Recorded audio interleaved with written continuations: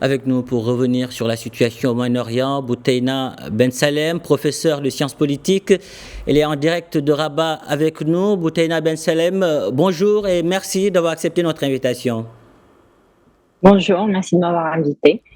Alors, après les assassinats du chef du Hamas et du Hezbollah libanais, nous venons de le voir, l'Iran promet aujourd'hui de punir Israël. Israël assuré du soutien de Washington. Peut-on dire que c'est désormais une question d'heures, de jours ou de semaines et que la riposte iranienne et ses alliés est imminente? Oui, en effet, en assassinant le leader palestinien Ismail Haniyeh sur le territoire iranien, l'Iran est mise à défi de répondre. C'est vrai que elle ne veut pas aller vers une guerre totale puisque elle aura beaucoup à perdre s'il y a une escalade et s'il y a un conflit général, et elle veut quand même préserver ses acquis. Mais elle est dans l'obligation de répondre parce qu'elle a été mise à défi. Et ça sera probablement une réponse qui sera beaucoup plus importante que celle qui a précédé qui s'est passée avant lors de l'attaque de son ambassade en Syrie, mais une attaque qui sera quand même contenue pour ne pas mener la région vers une guerre totale.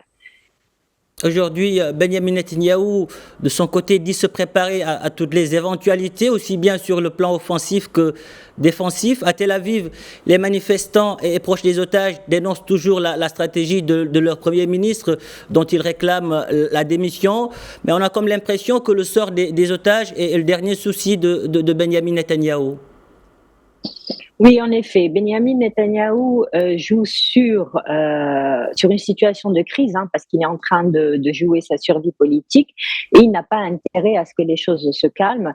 Donc, il choisit l'escalade, que ça soit au niveau des otages, puisqu'il a assassiné son négociateur. Donc, quand on assassine le négociateur, ça veut dire qu'on ne veut pas négocier. On ne veut pas négocier le retour des otages, que ça soit à travers l'assassinat politique aussi des figures militaires du Hezbollah. Donc c'est une crise à Gaza, c'est une autre crise au Liban et puis une autre crise avec l'Iran. Donc il est en train de sévir dans cette crise pour pouvoir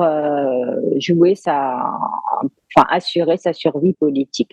Donc lui, il est vraiment dans une approche de guerre, dans une approche de conflit régional qui peut le réconforter dans sa position extrémiste de je suis là pour défendre Israël contre tout le monde. En tout cas, la crainte aujourd'hui d'un embrasement régional compromet les négociations qui pourraient intervenir aujourd'hui pour désamorcer cette crise dans la région. Oui, en effet, ça compromet. Et de toute façon, depuis le début, Netanyahou n'a jamais voulu vraiment négocier. Il a toujours été critiqué par ses propres concitoyens du fait qu'il ne fait rien pour mener ces négociations, qu'au contraire, il met les bâtons dans les roues à chaque fois. Et maintenant, en assassinant son principal interlocuteur, c'est un message clair que ce qu'il importe, c'est un conflit total. D'ailleurs, les massacres qu'il mène à Gaza sont d'une ampleur extrême et on ne peut pas vouloir la paix quand on mène une guerre aussi destructrice.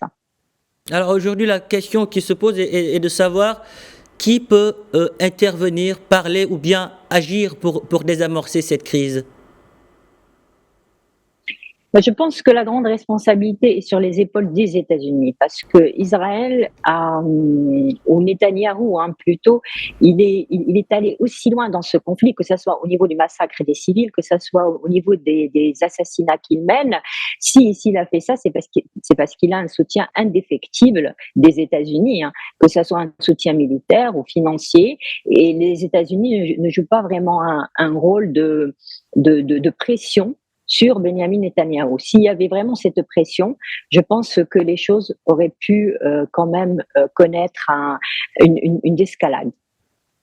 Boutaina Ben Salem, merci. Merci pour toutes ces précisions. Merci d'avoir répondu à nos questions.